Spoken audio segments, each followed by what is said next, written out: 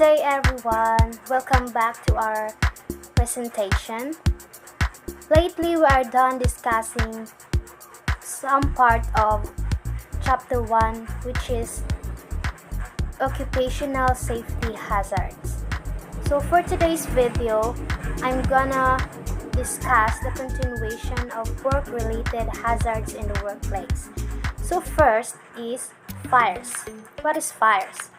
Fires, accidental ignition of hot oils and greases, paper materials coming into contact with hot stoves and ovens, faulty electrical equipment and appliances are the visual causes of fires.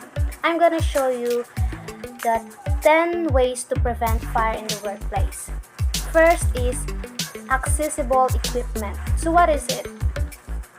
Accessible equipment, make sure all your fire protection equipment like fire extinguishers and control panels are easy accessible. This information comes from frontierfireprotection.com. So first is accessible equipment, as what I said a while ago. Make sure all of your fire protection equipment like fire extinguishers and control panels are easy accessible. Also, don't block the fire sprinklers or fire alarms with anything such as dust, debris, or paint. The 2 is proper disposal. So we all know what is proper disposal, but allow me to discuss it. So, proper disposal, discard of any hazardous waste in a metal container that has a lid. Hazardous waste can include anything from oils to chemicals, even flammable and combustible material should be properly disposed of in order to prevent fire hazards. Number 3 is regular maintenance. Schedule regular maintenance services for all of your fire protection equipment to make sure everything is up to code.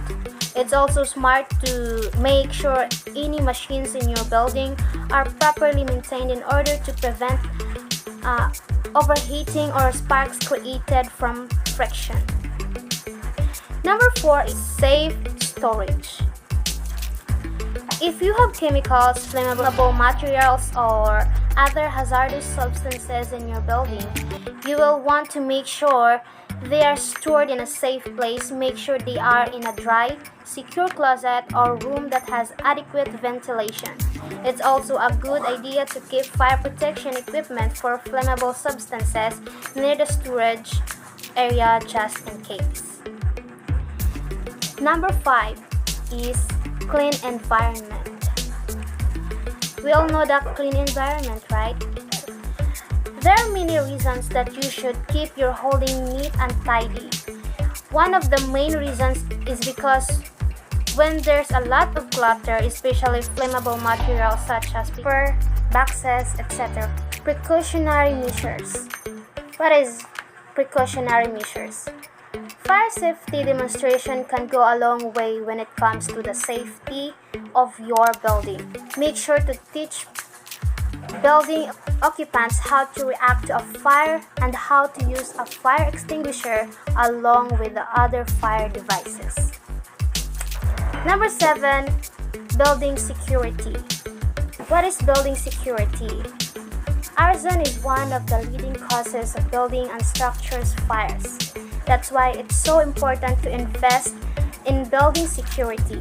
Building occupants should know to lock up the building behind them, and they should know how to report suspicious behavior or people if they see something a little off.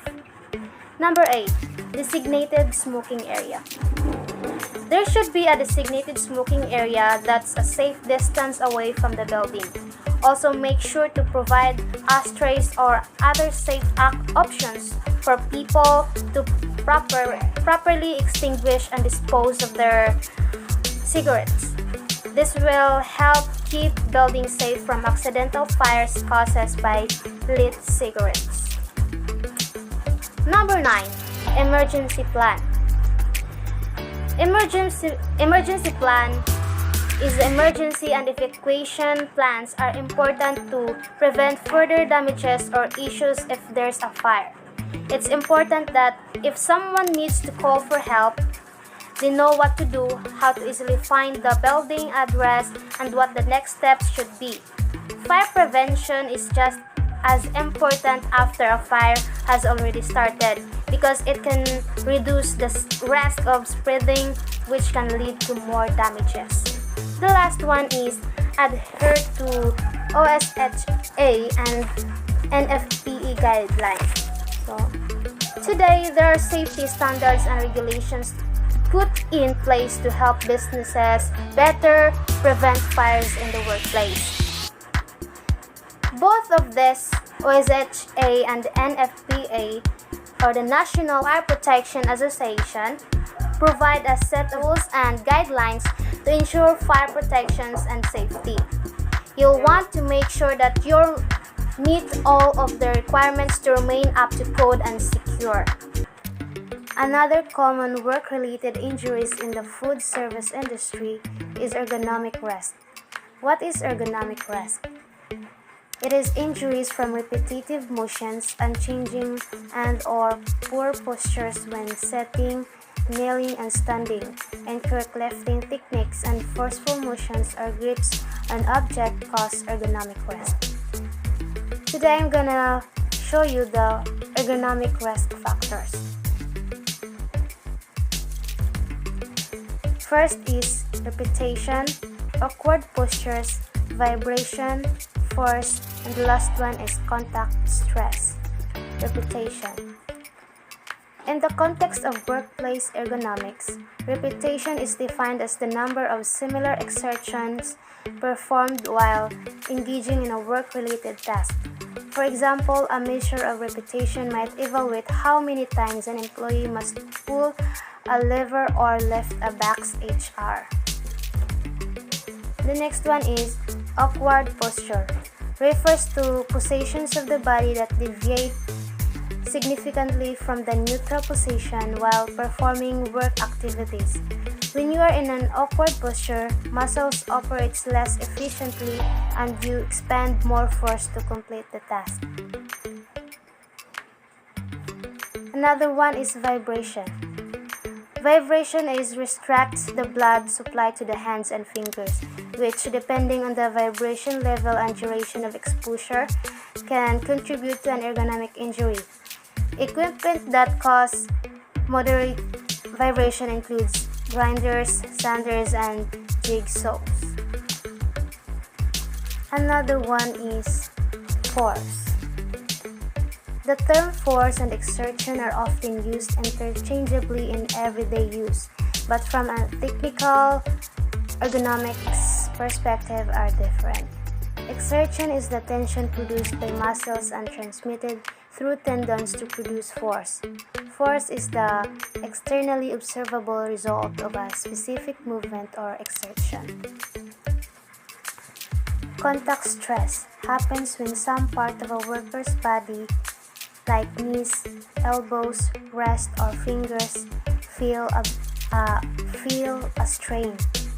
Like, for example, touches or rubs up against a hard, sharp, or inflexible surface repetitively or for an extended period of time.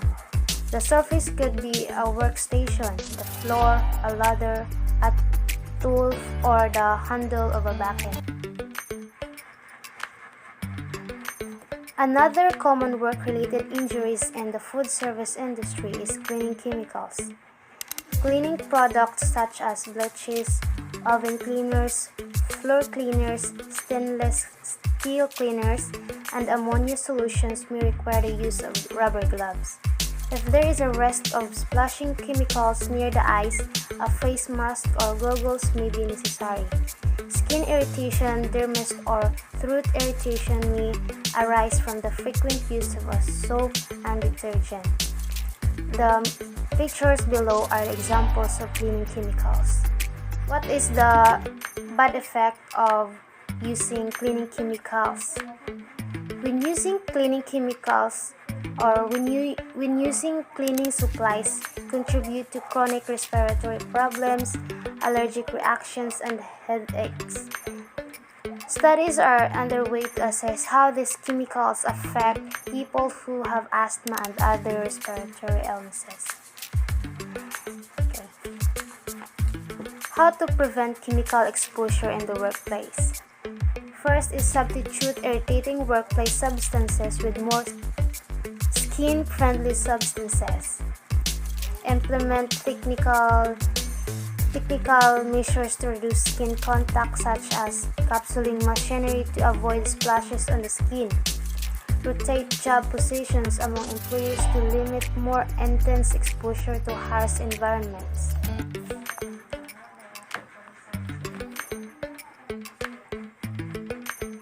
Another ways to prevent chemical exposures in the workplace is keeping all cleaning chemicals in their original containers and never mixing chemicals even if they are the same type of chemical. Storing chemicals in well-ventilated areas away from HVAC and take events. This helps prevent any fumes from spreading to other areas of the facilities. Another common work-related injuries in the food service industry. Coal poisoning. Carbon monoxide is produced by the incomplete burning of solid, liquid, and gaseous fuels such as charcoal and causes death if there is improper ventilation. Another one is heat stress. Heat exhaustion and heat stroke can result from prolonged exposure to hot equipment. Heat stress, this is where the worker exposed from the combined contributions of metabolic heat, environmental factors, and clothing warmth, which result in an increase in heat storage in the body. Cold stress, hyperthermia, and similar risks can result from working in walk-in refrigerators and freezers for prolonged periods of time, of handling frozen food without preventive measures. Cold stress, it is occur by driving down the skin temperature and eventually the internal body temperature. When the body is unable to warm itself, serious cold-related illnesses and injuries may occur, and permanent tissue damage that may result. Type of cold stress include French foot, frostbite, and hypothermia.